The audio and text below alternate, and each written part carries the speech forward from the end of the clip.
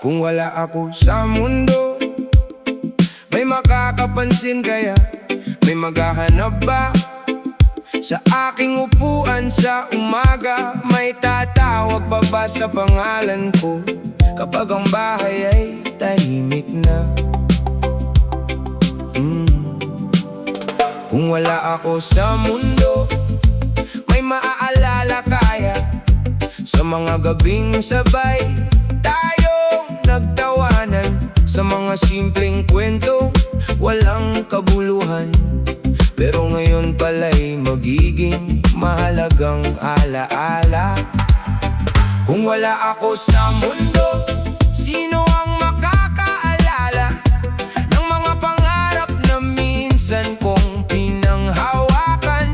Sino ang makapagsasabing minsan akong nabuhay, minsang nagmahal na saktan at patuloy na lumaban? Kung wala ako sa mundo, hindi ko na malalaman kung may isang pusong tunay na nangulila. Kaya habang narito pa ako, sasabihin ko na ang mga salitang baka bukas ay wala na akong pagkakataong sabihin.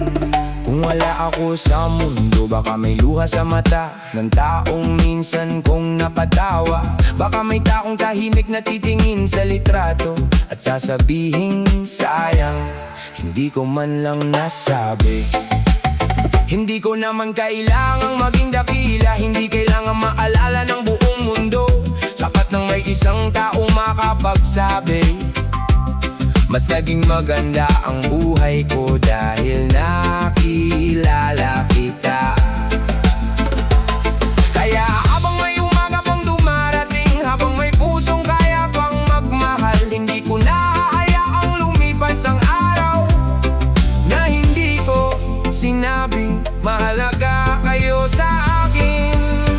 Kung wala ako sa mundo, akatahimik ang aking pangalan.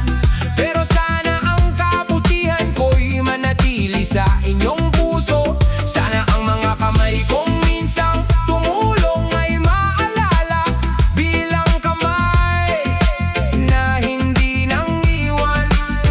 Kung wala ako sa mundo, huwag ninyo akong iyakan habang buhay. Alalahanin ninyo ang mga araw na tayo'y masaya. Dahil ang buhay ay hindi sinusukat sa haba, kundi sa pagmamahal na naiwan natin sa iba. At kung dumating man ang araw na wala na ako, huwag mong isipin na tuluyan akong nawala. Baka nasa kantang sabay nating pinakinggan, sa lugar na minsan nating pinuntahan, o sa simpleng ngiting iniwan ko sa iyo. Dahil ang isang tao'y maaaring mawala sa mundo, pero ang pagmamahal niya'y maaaring manatili sa puso ng mga taong kanyang minahal. Sa bawat alaala, sa bawat kwento, at sa bawat kabutihang kanyang naipasa. Kung wala ako sa mundo, sana bago dumating ang araw na iyon, nasabi ko na sa inyo ang lahat ng dapat kong sabihin. Salamat sa pagsama sa aking paglalakbay. Salamat sa pagmamahal. Salamat dahil naging bahagi kayo ng buhay ko. At kung sakaling isang araw ay hanapin ninyo ako, bumingin kayo sa langit kapag may bituin. Hindi dahil naroon ako, kundi dahil minsan sa ilalim ng parehong langit, sabay nating pinangarap ang buhay. Kung wala ako sa mundo, sana may isang pusong magsabing nandito man o wala. Hindi namin malilimutan na minsan May isang taong dumaan sa mundo at nag-iwan ng pagmamahal.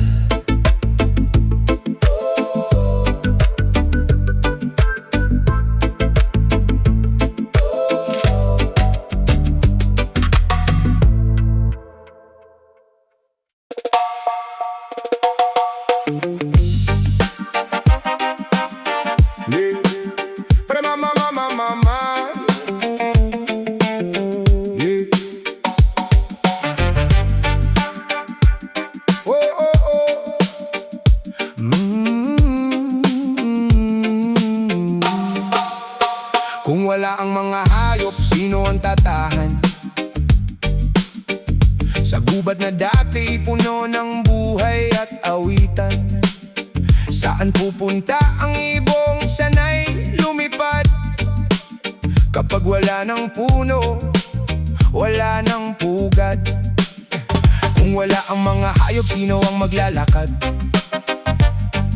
Sa bukid na dati may bakas ng kanilang paa, ang tahimik na umaga'y magiging mas tahimik, dahil pati huni ng buhay ay unti-unting mawawaglit. Kung wala ang mga hayop, tahimik ang mundo. Walang tahol, walang huni, walang yabag sa damuhan, walang matang titingin ng walang hinihingi, walang pusong marunong magmahal ng walang kapalit.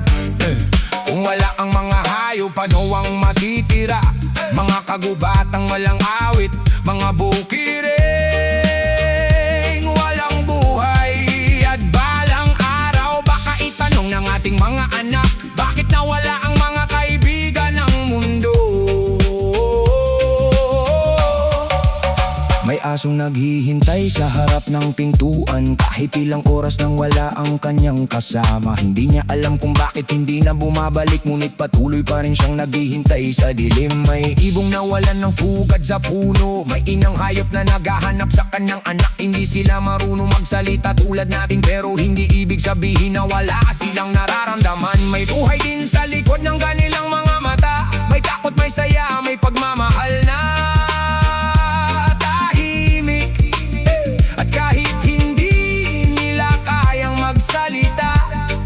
kanilang pagkawala ay may kwentong masakit.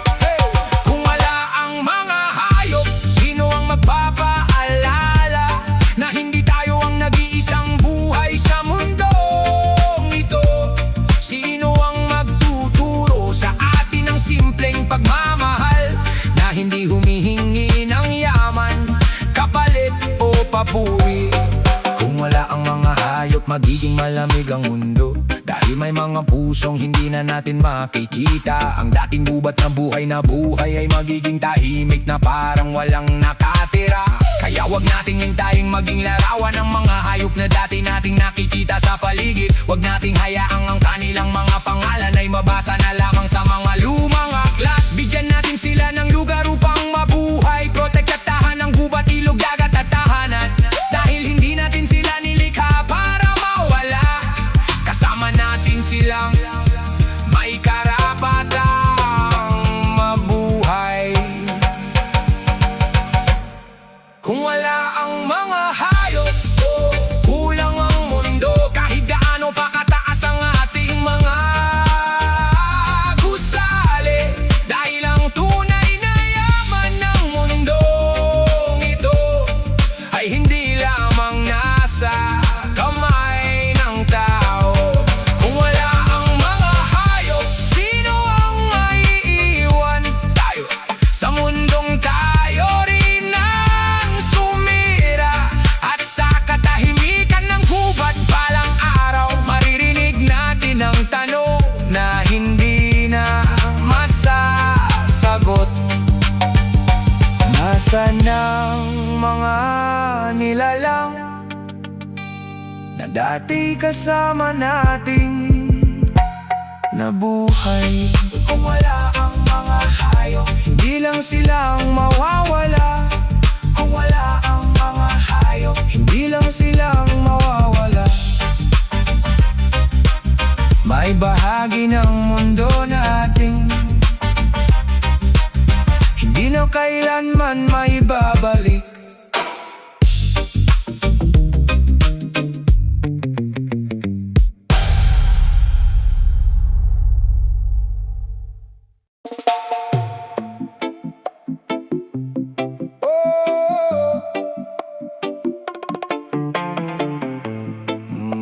Na na na na na na na.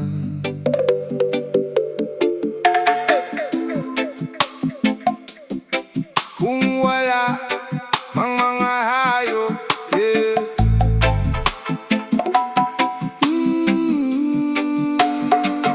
Kung wala ang mga hayop, sino ang tatahan sa gubat na dati puno ng buhay at awitan? Saan pupunta ang ibong sanay lumipad kapag wala ng puno, wala ng pugad? Kung wala ang mga hayop, sino ang maglalakad sa bukid na dati may bakas ng kanilang paa? Ang tahimik na umaga'y magiging mas tahimik, dahil pati huni ng buhay ay unti-unting mawawaglit. Kung wala ang mga hayop, tahimik ang mundo.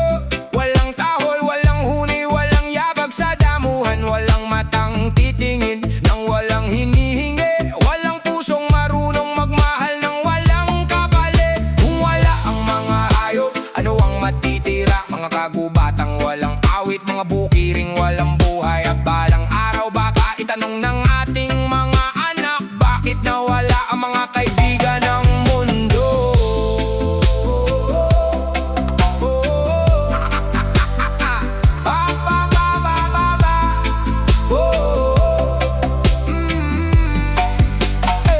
May asong naghihintay sa harap ng pintuan, kahit ilang oras nang wala ang kanyang kasama. Hindi niya alam kung bakit hindi na bumabalik, ngunit patuloy pa rin siyang naghihintay sa dilim. May ibong nawalan ng pugad sa puno, may inang hayop na naghahanap sa kanyang anak. Hindi sila marunong magsalita tulad natin, pero hindi ibig sabihin na wala silang nararamdaman. May buhay din sa likod ng kanilang mga mata. May takot, may saya, may pagmamahal na tahimik. At kahit hindi nila kayang magsalita, ang kanilang pagkawala ay may kwentong masakit.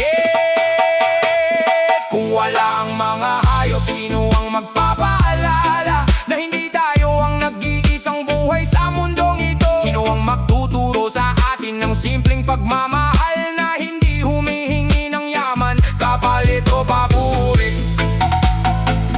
Kung wala ang mga hayop, magiging malamig ang mundo, dahil may mga pusong hindi na natin makikita. Ang dating gubat na buhay ay magiging tahimik, na parang walang nakatira. Kaya wag nating hintayin maging larawan ng mga hayop na dati nating nakikita sa paligid. Wag nating hayaang ang kanilang mga pangalan ay mabasa na lamang sa mga lumang aklat.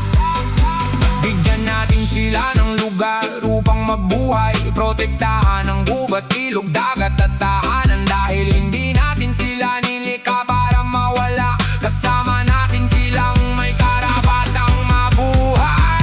Kung wala ang mga hayop, kulang ang mundo, kahit gaano pa kataas ang ating mga gusali. Dahil ang tunay na yaman ng mundong ito ay hindi lamang nasa kamay ng tao. Kung wala ang mga hayop, sino ang maiiwan? Tayo sa mundong tayo rin ang sumira. At sa katahimikan ng gubat balang araw, maririnig natin ang tanong na hindi na masasagot. Nasaan ang mga nilalang na dati kasama nating nabuhay? Kung wala ang mga hayop, hindi lang sila ang mawawala. May bahagi ng mundo natin hindi na kailanman maibabalik.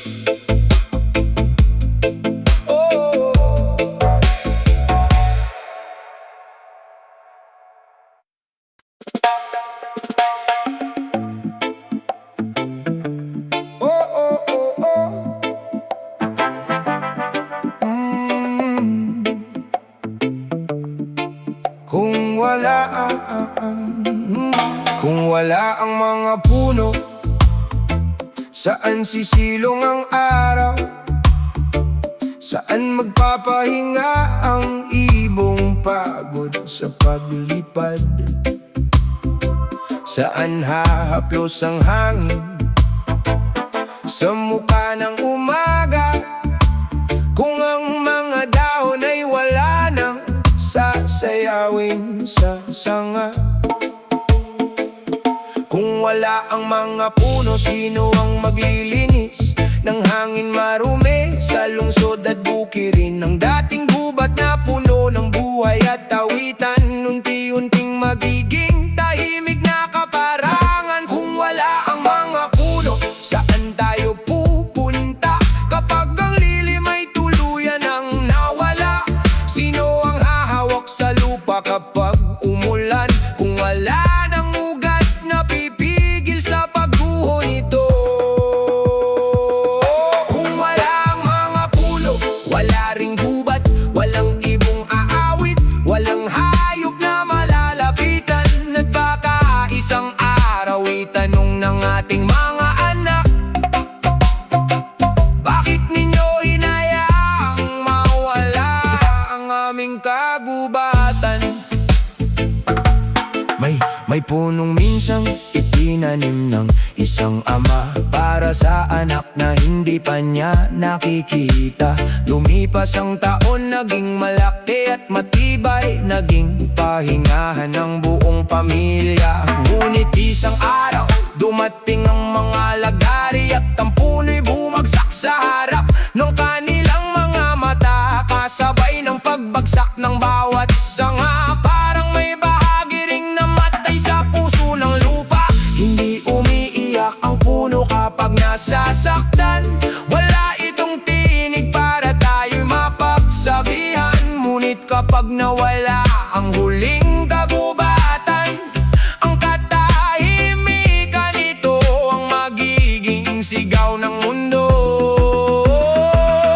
Kung wala ang mga puno, paano tayo hihinga? Saan magmumula ang sariwang hangin sa umaga?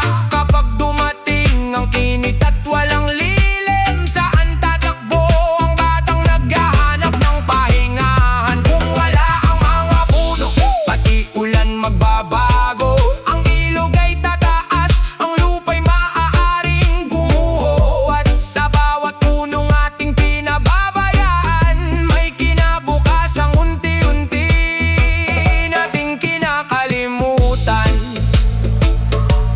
Kaya magtanim habang may lupang masasandalan, alagaan ang gubat, wag hayaang mapuksa ang punong itinanim natin ngayon. Baka siyang lilim ng batang isisilang bukas. Hindi natin kailangan maging mayaman para gumawa ng kabutihan sa kalikasan. Minsan isang binhi lamang ang kailangan para magkaroon ng pag-asa ang susunod na henerasyon. Kung wala ang mga puno, wala ang lilim, wala ang pugad, wala ang awit ng hangin, walang kagubatang yayakap sa ating mundo. At ang init ng araw ay magiging mas mabigat. Kaya bago maging huli ang lahat, wag nating hintayin maging alaala ang kagubatan. Magtanim tayo habang may panahon pa, dahil ang puno ngayon ay buhay ng bukas. Kung wala ang mga puno, sino ang magbibigay sa atin ng lilim? Sino ang tutulong sa ating paghinga? At kapag tuluyan nang nawala ang huling puno, baka saka natin marinig ang pinakamalungkot na tanong. Bakit ninyo pinutol ang mundong dapat sana'y ipinamana ninyo sa amin?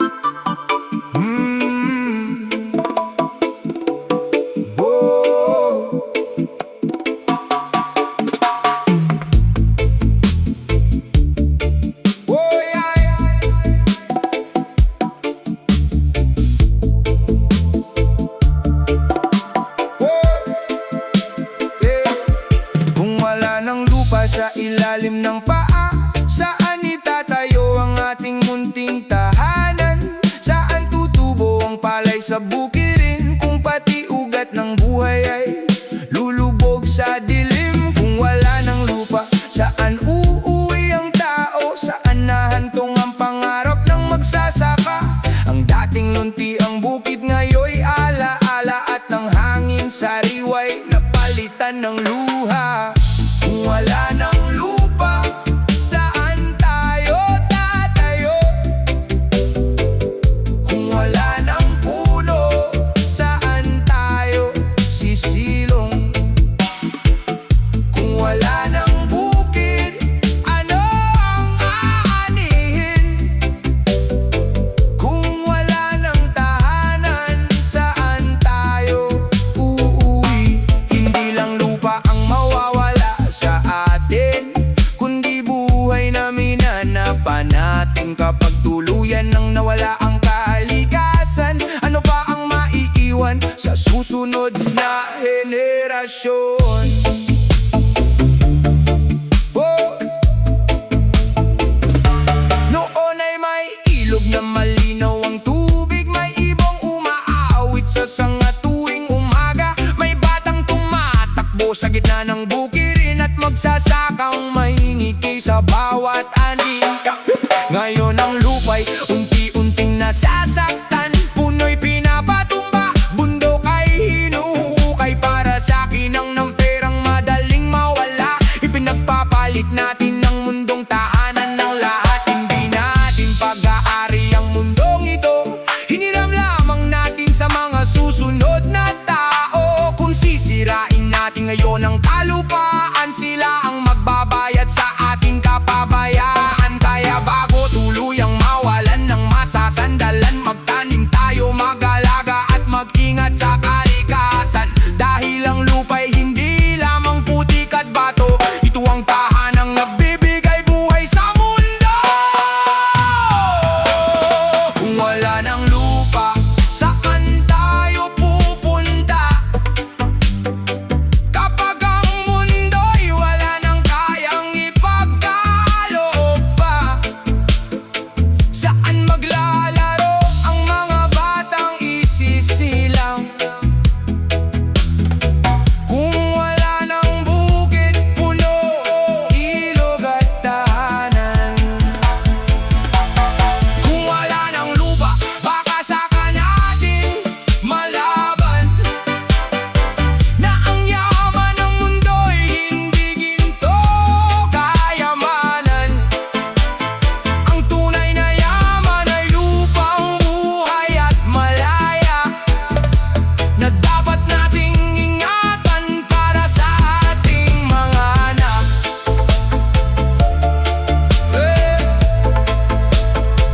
Kaya habang may lupa pa sa ilalim ng ating paa, wag nating hayaang tuluyang mawala.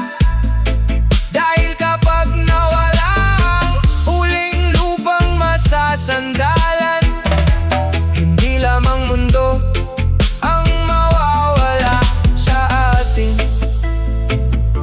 pati ang tahanang tinatawag nating buhay.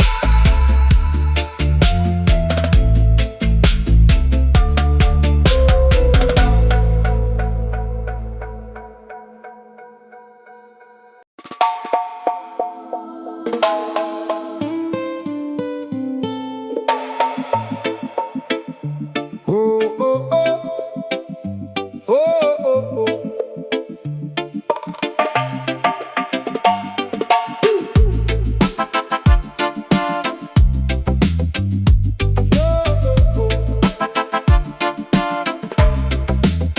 Kung wala ang araw, sino ang gigising sa mundong sanay sa liwanag tuwing umaga? Saan pupunta ang init na yakap ng langit kapag duluyan ng naglaho ang gintong sinag? Kung wala ang araw, paano tutubo ang palay? Saan nahango ng lakas ang dahon at halaman? Ang bukid na dati, luntian at buhay, ay magiging tahimik sa ilalim ng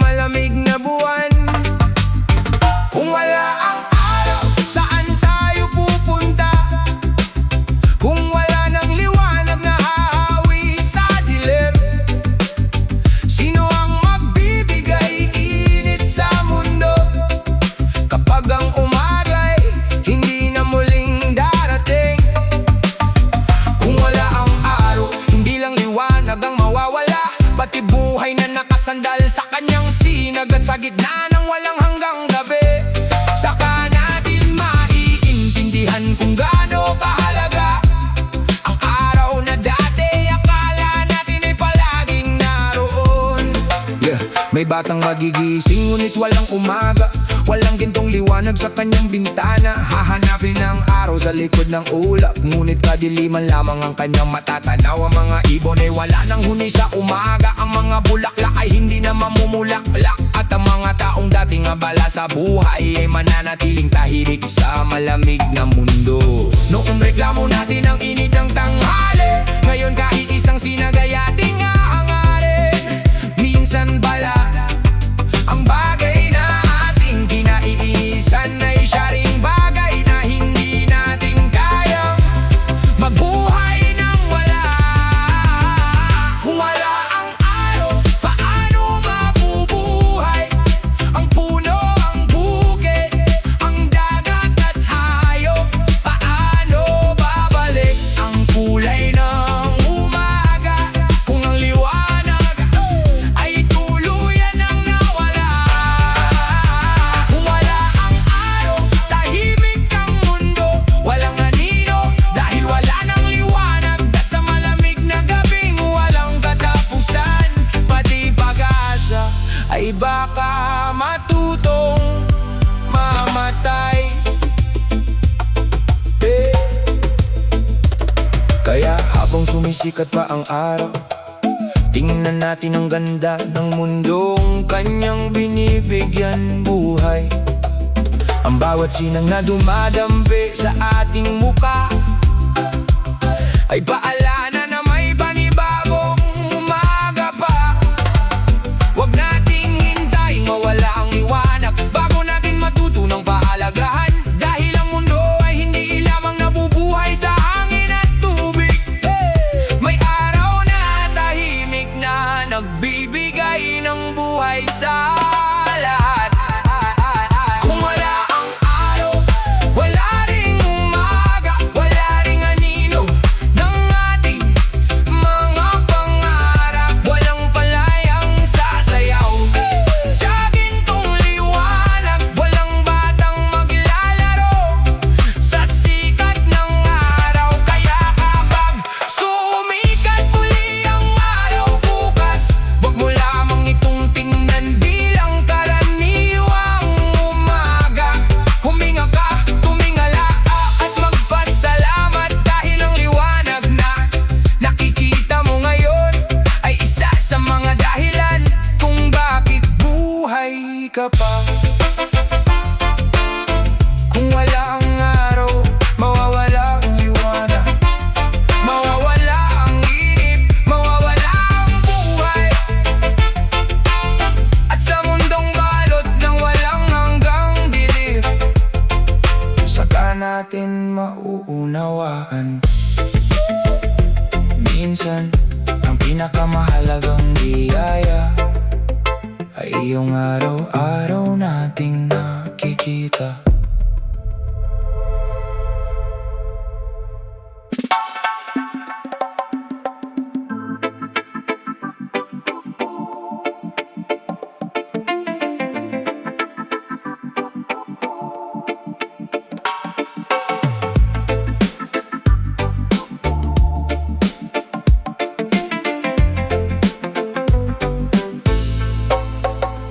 Kung wala ang tubig, saan iinom ang buhay? Saan huhugot ang lakas ang lupang namamatay? Ang ilog na dating umaawit sa umaga, ngayon ay tuyong sugat sa dibdib ng lupa. Kung wala ang tubig, saan tutubo ang palay? Saan maglalaro ang mga batang sanay sa ulan? Ang bukid ay magiging alikabok sa hangin, at ang dating luntian ay magiging alaala rin. Kung wala ang tubig, paano tayo mabubuhay? Kung bawat patak ay wala nang mahuhugutan, sino ang magdidili sa punong nauuhaw? Kapag ang langit mismo'y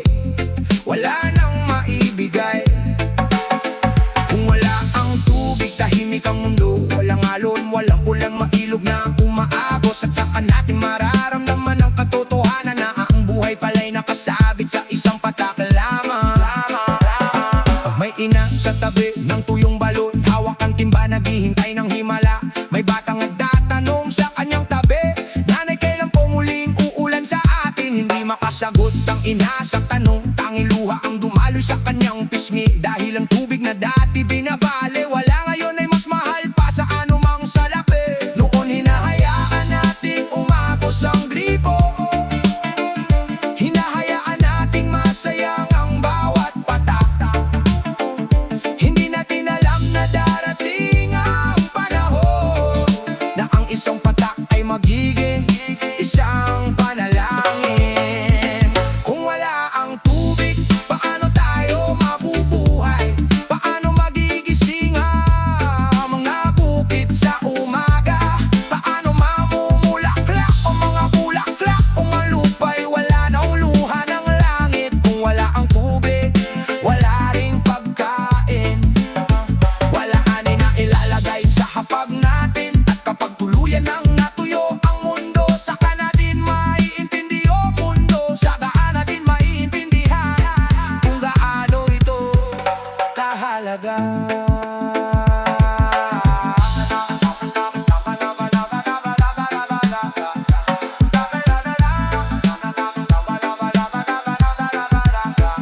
Kaya habang may ulan pang bumabagsak, habang may ilog pang dumadaloy sa kabundukan, habang may bukal pang nagbibigay ng buhay, huwag nating hintayin mawala bago pahalagahan. Dahil ang tubig ay hindi bimping patak, ito ang hininga ng lupa at katawan. Kapag binabalaan natin itong maubos, sarili natin kinabukasan ang mawawala.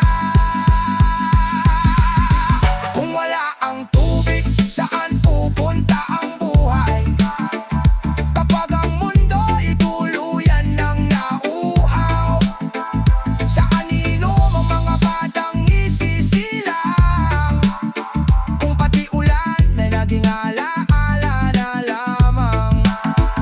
Kaya aalaan ang bawat patak na mayroon, huwag sayangin ang biyayang dumadaloy. Dahil baka dumating ang araw na ang tanong ng ating mga anak, bakit ninyo hinayaang maubos ang tubig na kailangan namin upang mabuhay? Kung wala ang tubig, hindi lamang tayo makukuha, mawawala ang buhay, at kasama nito ang mundong ating tahanan.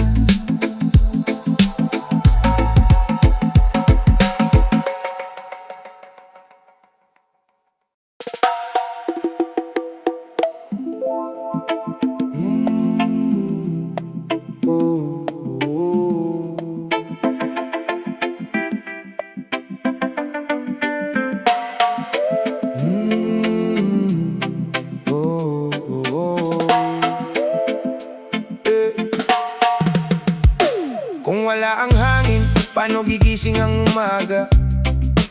Sino ang hahaplos sa mukha ng mga natutulog pa? Sino ang gagalaw sa dahon ng mga puno kapag ang hangin ay tuluyan ng naglaho? Kung wala ang hangin, paano tayo ihinga? Saan pupunta ang hininga ng bawat nilalang? Ang batang tumatakbo, biglang titigil sa paghinga, at ang mundo'y matutong matakot sa katahimikan.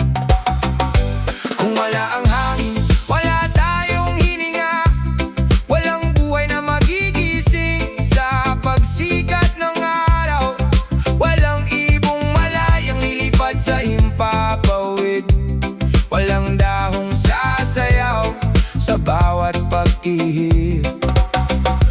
Kung wala ang hangin, saka natin malalaman na ang pinakamahalaga ay minsan hindi nakikita. Hindi natin ito nahahawakan, hindi natin nabibili, pero bawat segundo buhay natin na ibinibigay. Noong araw humihinga tayo nang walang iniisip, walang takot kung may hangin pang darating. Ngunit paano kung dumating ang isang umaga na ang bawat pag-ingay kailangang ipaglaban? May ina na yakap ang kanyang anak habang pilit nitong hinahanap ang hangin. May ama na nakatingala sa langit, umaasang muli pang hahaplos ang simoy. Saka natin maiintindihan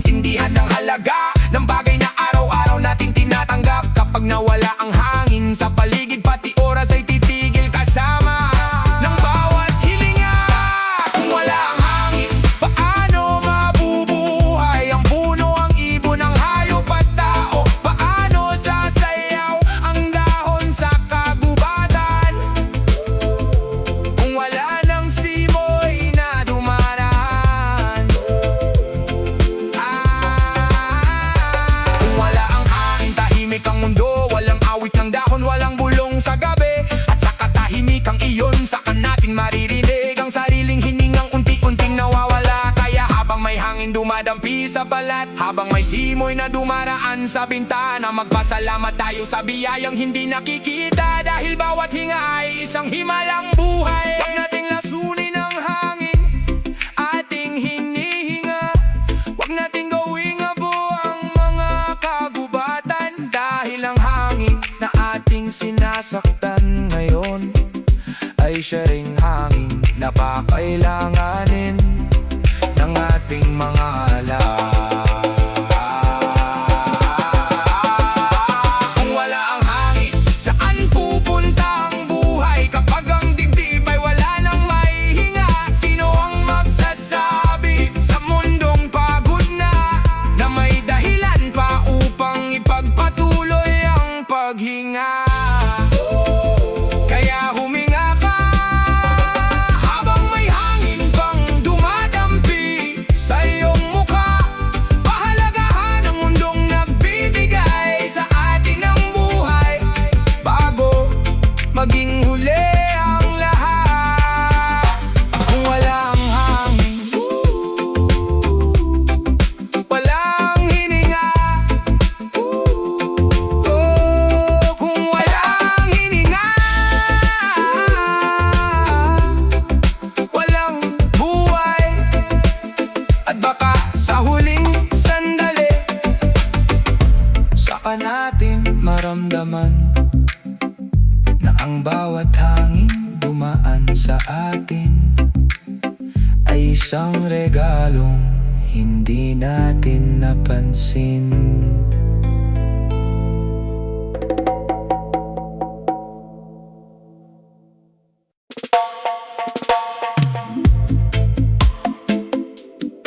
Whoa,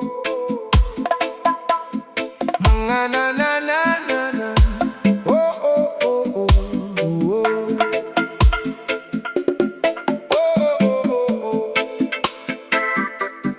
Oh oh oh oh. Mga na na na na na na na na na na na na.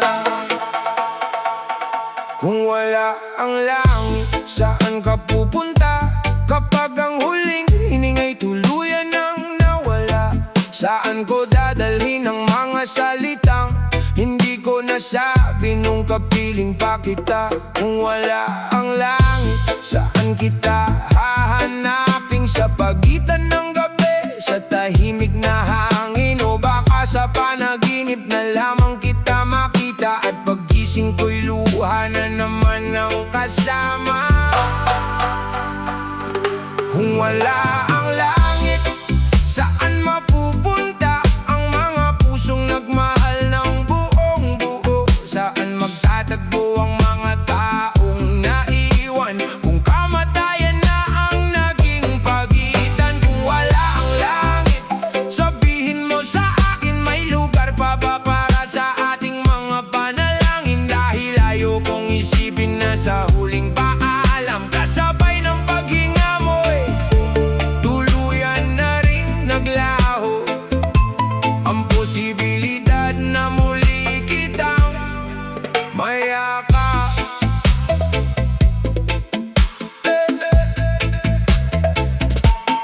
May mga larawan pa sa lumang kahon, mga ngiting ngayon ay alaala na lamang. Inahaplos ko ang iyong mukha sa litrato habang tahimik na tumutulo ang luha ko. Minsan kinakausap pa rin kita, kahit alam kong walang sasagot sa akin. Sinasabi ko ang mga nangyari sa buhay ko, na para bang nakaupo ka pa rin sa tabi ko. Kung wala ang langit, saan ko dadalhin ang pagmamahal na naiiwan dito sa akin? Kung wala nang bukas para sa ating pagkikita, bakit pa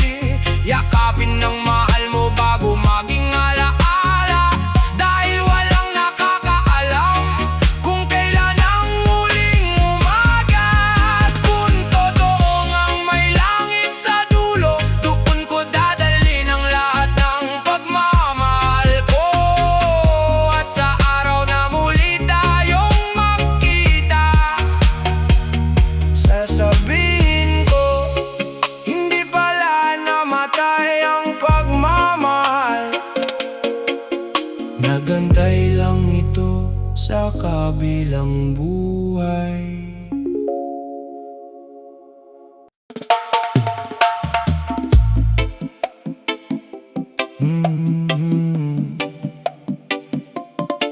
Na na na na na na na na na na na na na. Noong nandito kayo, hindi ko napansin ang bawat pagod na inyong tiniis sa dilim. Akala ko'y bukas nandyan pa rin kayo, kaya maraming salamat ang hindi ko nasabi sa inyo. Noong ako'y nagkamali, kayo ang umunawa. Noong ako'y nadapa, kayo ang sumalo sa akin. Minsan ay nasaktan ako sa inyong pagsaway. Ngayon gusto kong marinig kahit isang beses lamang. Kung wala na ang magulang, kanino ako uuwi? Kapag ang puso ko'y pagod at ayaw nang umiti, sino ang tatawag sa pangalan ko sa umaga? Sino ang magsasabing, anak, kumain ka na ba? Kung wala na ang magulang, ang bahay ay bahay pa rin. Pero bakit parang wala ng buhay sa loob nito? May bubong, may pinto, may lumang upuan, pero wala na ang taong tinatawag kong tahanan.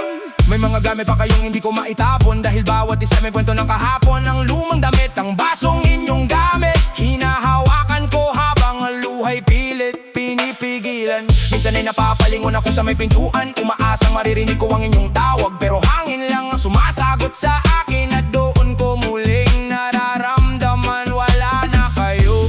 Sana nung kasama ko pa kayo, mas madalas kitang niyakap. Sana hindi ko ipinagpaliban ang mga salitang dapat kong sinabi agad.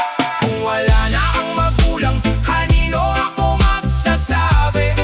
Kapag may magandang balita at gusto kong magpasalamat, kapag may problema at gusto kong umiyak, saan ko hahanapin ang yakap na dating sapat? Kung wala na ang magulang, saka natin malalaman na ang simpleng anak. Nandito lang ako ay kayamanang hindi kayang bilhin ng mundo, at ang isang yakap nila ay bagay pa lang habang buhay nating hahanapin. Kung may paraan lang para bumalik ang panahon, babalikan ko ang bawat tabing magkakasama tayo. Hindi na ako magmamadaling umalis, hindi na ako sasagot ng pabalang. Yayakap ako ng mahigpit at sasabihin ko ng paulit-ulit, patawad sa mga araw na hindi ko kayo naintindihan. Salamat sa buhay na ibinigay ninyo sa akin. At kung sakaling hindi ko man nasabi noon, mahal na mahal ko kayo.